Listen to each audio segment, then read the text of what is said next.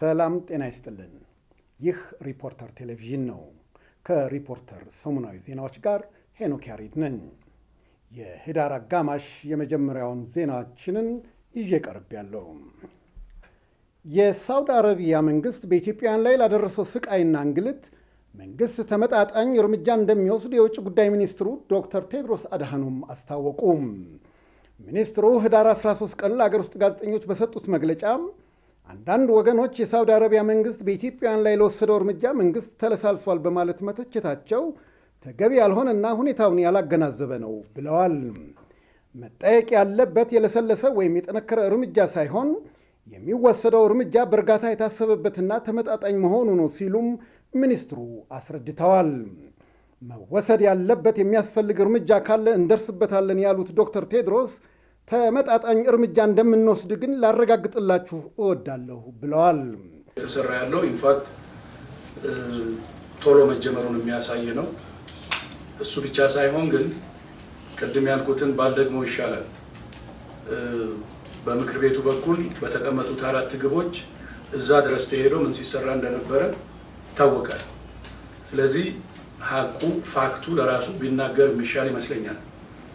ችግሩ ለፖለቲካ መጠቀም የፈለገ የዜጎቹን ችግር የማይረዳ አሁን ለተባለው ሊጠቀሙበት ይችላሉ።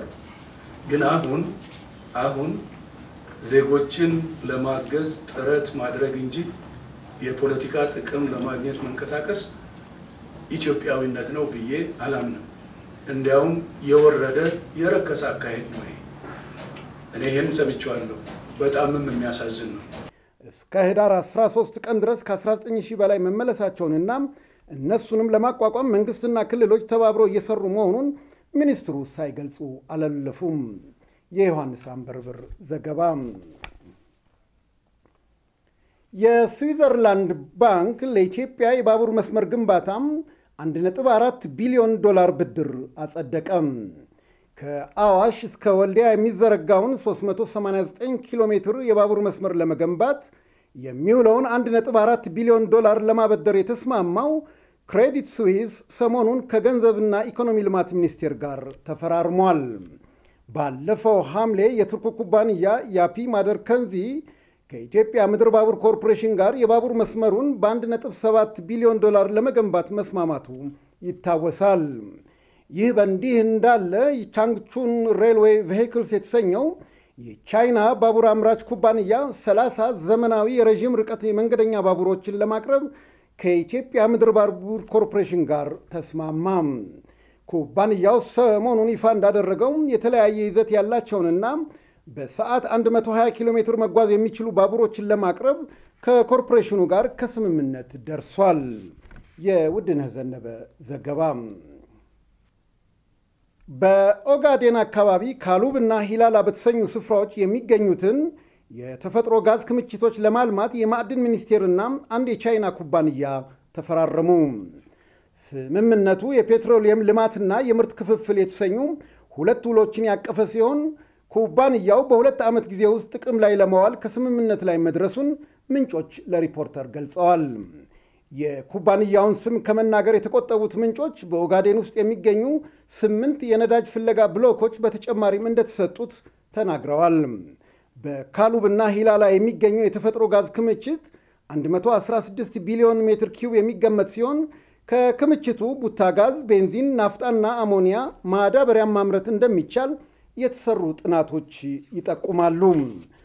ሪፖርተራችን ከማዕድን ሚኒስቴር ተጨማሪ መረጃ ለማግኘት ያደረገው ተደጋጋሚ ሙከራም አልተሳካለትም። የቃለ ኢየሱስ በቀለ ዘገባ። ግብፅ የህዳሴ ግድብን በጋራ እንገንባ ብላ ያቀረበችውን ጥያቄ ጠቅላይ ሚኒስትር ኃይለማርያም ደሳለኝ ውድቅ አደረጉ።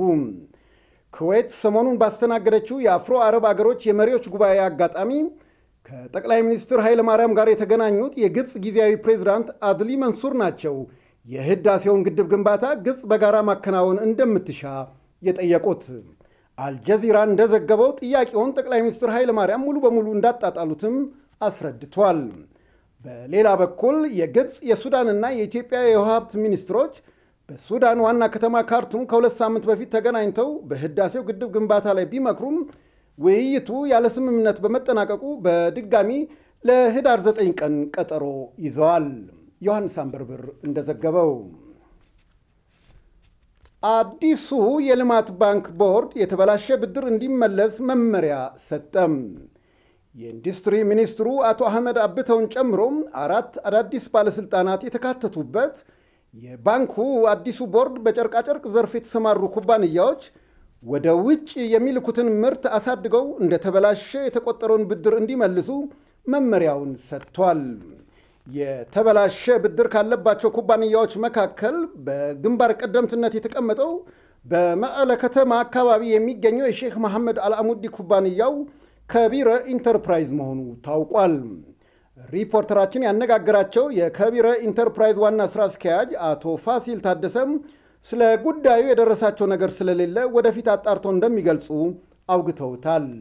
ውድነህ ዘነበ እንደዘገበው በመጨረሻም በጋምቤላ ክልል በሩዝ ምርት የተሰማራውን ሳዑዲ ስታር ኩባንያም በማማከር ሲያገለግል የቆየው የፓኪስታኑ ኤምሲጂ ኮንሰልቲንግ ኩባንያም የሥራ ውሉ ባለመታደሱ ለቆ ወጣ። አማካሪው ኩባንያ ከሳዑዲ ስታር ጋር በገባው ውል መሰረት ላለፉት 4 ዓመታት በሩዝ ምርት ሥራ ላይ ምክርና ስልጠና ቢሰጥም ውሉ ጥቅምት 8 ቀን በማብቃቱ ባለሙያዎቹ ወደ አገራቸው መመለሳቸው ምንጮች አስረድተዋል። ኤምሲጂ ውሉ ሳይታደስ የቀረው ሳዑዲ ስታር በገጠመው የበጀት እጥረት ምክንያት እንደሆነ ታውቋል። ቃለ ኢየሱስ በቀለ ዘግቦታል። የተከበራችሁ ተመልካቾቻችን ሰሙናዊ ዜናዎቻችን እነዚህ ናቸው። ተጨማሪና ዝርዝር ያሉ ዜናዎችን እንዲሁም ልዩ ልዩ አምዶቻችንን ከኢትዮጵያን ሪፖርተር ድረገጽ ማግኘት ይቻላል። መልካም የሥራ ሳምንት። ክብረት ይስጥልኝ።